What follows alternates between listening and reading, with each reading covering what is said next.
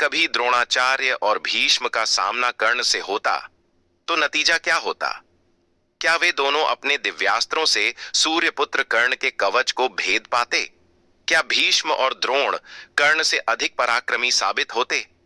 कौन था इनमें सबसे बलशाली योद्धा? इन्हीं सवालों का जवाब हम आज की इस वीडियो में जानने वाले हैं। लेकिन आगे बढ़ने से पहले, अगर आप महाभारत जैसे महान ग्रंथ से जुड़ी कहानियां सुनना पसंद करते हैं तो चैनल को सब्सक्राइब करें और बेल आइकॉन दबाना न भूलें। भगवान विष्णु के छठे अवतार परशुराम इतने शक्तिशाली थे कि उन्होंने 21 बार पृथ्वी को क्षत्रिय शून्य कर दिया था। भीष्म, द्रोणाचार्य और कर्ण तीनों परशुराम जी के ही शिष्य थे। हालांकि ये तीनों कभी आपस में नहीं लड़े, क्योंकि कुरुक्षेत्र युद्ध में ये सभी कौरव पक्ष की ओर से लड़े थे। इसलिए उनके बीच सीधा युद्ध देखने को नहीं मिला। फिर भी हम उनके युद्ध कौशल, शस्त्र विद्या और दिव्यास्त्रों की तुलना करके यह समझ सकते हैं कि इन तीनों में सबसे श्रेष्ठ योद्धा कौन था। सबसे पहले बात करते हैं इन तीनों योद्धाओं के दिव्यास्त्रों की शक्ति के बारे में। गुरु द्रोणाचार्य के पास ब्रह्मास्त्र, नारायणास्त्र और ब्रह्मशिरा जैसे अत्यंत शक्तिशाली दिव्यास्त्र थे। हालांकि कुरुक्षेत्र युद्ध में उन्होंने केवल ब्रह्मास्त्र का ही प्रयोग किया था। ब्रह्मशिरा और नारायणास्त्र जैसे अस्त्रों का प्रयोग उन्होंने नहीं किया, लेकिन ये अस्त्र उन्होंने अपने पुत्र अश्वत्थामा को प्रदान किए थे। जब युद्ध में पांडवों ने रणनीति से द्रोणाचार्य का वध कर दिया तो अश्वत्थामा अत्यंत क्रोधित हो उठा। गुस्से में उसने पांडवों पर नारायणास्त्र का प्रयोग कर दिया। इस अस्त्र के प्रभाव से पांडवों की सेना में भारी विनाश होने लगा। वे जितना इस अस्त्र को रोकने की कोशिश कर रहे थे, वह उतना ही भयंकर होता जा रहा था। नारायणास्त्र भगवान विष्णु से संबद्ध अस्त्र था, जिसे किसी भी शक्ति से रोका नहीं जा सकता था। इसे शांत करने का एकमात्र उपाय था आत्मसमर्पण। तभी भगवान श्री कृष्ण ने पांडवों को आदेश दिया कि वे अस्त्र के आगे शस्त्र रखकर शांत खड़े हो जाएं। जब पांडवों ने आत्मसमर्पण किया, तब जाकर नारायणास्त्र का प्रकोप शांत हुआ। अब बात करें भीष्म पितामह की। उनके पास भी ब्रह्मास्त्र, रुद्रास्त्र जैसे कई अद्भुत दिव्यास्त्र थे। जब उनका भगवान परशुराम से युद्ध हुआ था, तब उन्होंने परशुराम जी पर ब्रह्मास्त्र और रुद्रास्त्र का प्रयोग किया। इसका प्रभाव इतना प्रचंड था कि देवता तक भयभीत हो उठे। देवर्षि नारद समेत अन्य देवता युद्ध भूमि में प्रकट होकर भीष्म को इस अस्त्र को रोकने के लिए कहते हैं, ताकि भगवान परशुराम का अपमान न हो। अब बात करते हैं सूर्यपुत्र कर्ण और उनके दिव्यास्त्रों की। भगवान परशुराम के अनेक शिष्य हुए, लेकिन कहा जाता है कि कर्ण उन्हें सबसे प्रिय थे। यही कारण था कि परशुराम ने अपने अन्य शिष्यों को पीछे छोड़ते हुए सभी दिव्यास्त्रों का ज्ञान कर्ण को प्रदान किया था। कर्ण को ब्रह्मास्त्र, भार्गवास्त्र, रुद्रास्त्र, सर्पमुख बाण और पाशुपतास्त्र जैसे अनेक अत्यंत शक्तिशाली दिव्यास्त्रों में पारंगत माना जाता है। कुरुक्षेत्र युद्ध में एक समय ऐसा आया जब कर्ण ने पांडव सेना पर भार्गवास्त्र का प्रयोग किया था।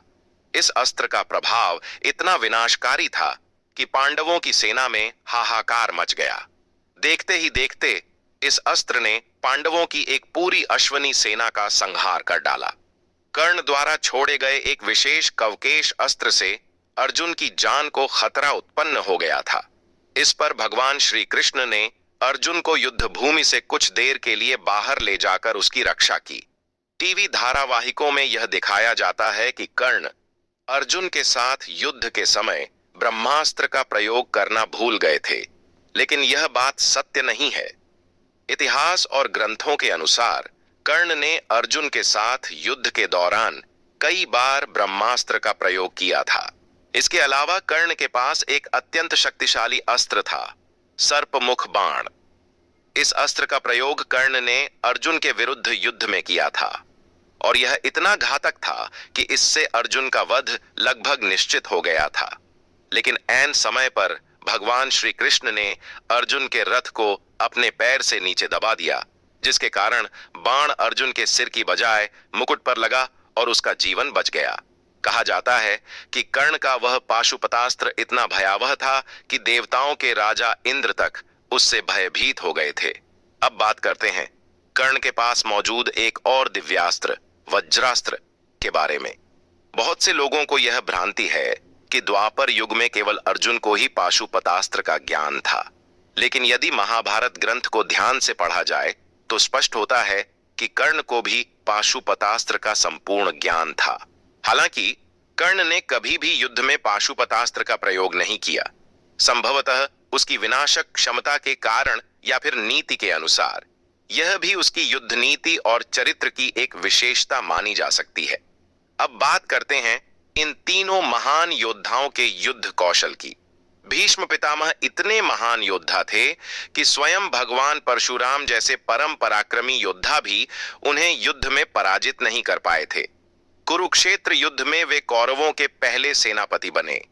युद्ध शुरू होने से पहले ही उन्होंने घोषणा कर दी थी कि वे प्रतिदिन 10,000 पैदल सैनिकों और 1,000 रथियों का वध करेंगे।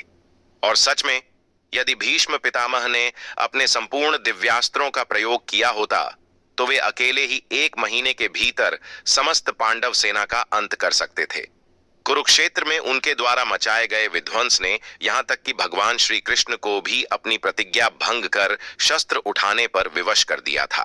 भीष्म को इच्छा मृत्यु का वरदान प्राप्त था, यानी वे अपनी मर्जी से ही मृत्यु को स्वीकार कर सकते थे। हालांकि उन्हें घायल किया जा सकता था और युद्ध में अर्जुन ने शिखंडी को आगे कर पितामह को धराशायी किया। गुरु द्रोणाचार्य का युद्ध कौशल भीष्म से कम नहीं था, कई जगहों पर तो उससे भी अधिक घातक सिद्ध हुआ। उन्होंने युद्ध में भीम, युधिष्ठिर, धृष्टद्युम्न, सत्यकी और यहां तक कि अभिमन्यु जैसे योद्धाओं को भी पछाड़ा। अर्जुन स्वयं कह चुके थे कि जब तक गुरु द्रोणाचार्य के हाथ में शस्त्र है तब तक उन्हें कोई परास्त नहीं कर सकता। अब बात करते हैं सूर्यपुत्र कर्ण के युद्ध कौशल की। अपने दिग्विजय अभियान में कर्ण ने संपूर्ण पृथ्वी को जीतकर दुर्योधन के अधीन कर दिया था। उस समय दुर्योधन ने कहा था, मित्र कर्ण, तुमने मुझे जो साम्राज्य दिलाया वह न तो गुरु द्रोण और न ही कृपाचार्य दिला सके थे। अपनी अद्वितीय धनुर्विद्या के दम पर कर्ण ने भानुमति स्वयंवर में एक साथ 100 से अधिक राजाओं को परास्त किया था। उनका युद्ध कौशल और लक्ष्य भेदन अतुलनीय था। आखिर में बात करते हैं कर्ण और मगध नरेश जरासंध के बीच हुए युद्ध की। कर्ण और जरासंध के बीच पहले शस्त्रों से युद्ध हुआ, फिर यह युद्ध मल्ल युद्ध में बदल गया। जहां महाबली भीम को जरासंध को पराजित करने में 13 दिन लग गए थे, वहीं कर्ण ने उसी जरासंध को एक ही दिन में परास्त कर दिया था।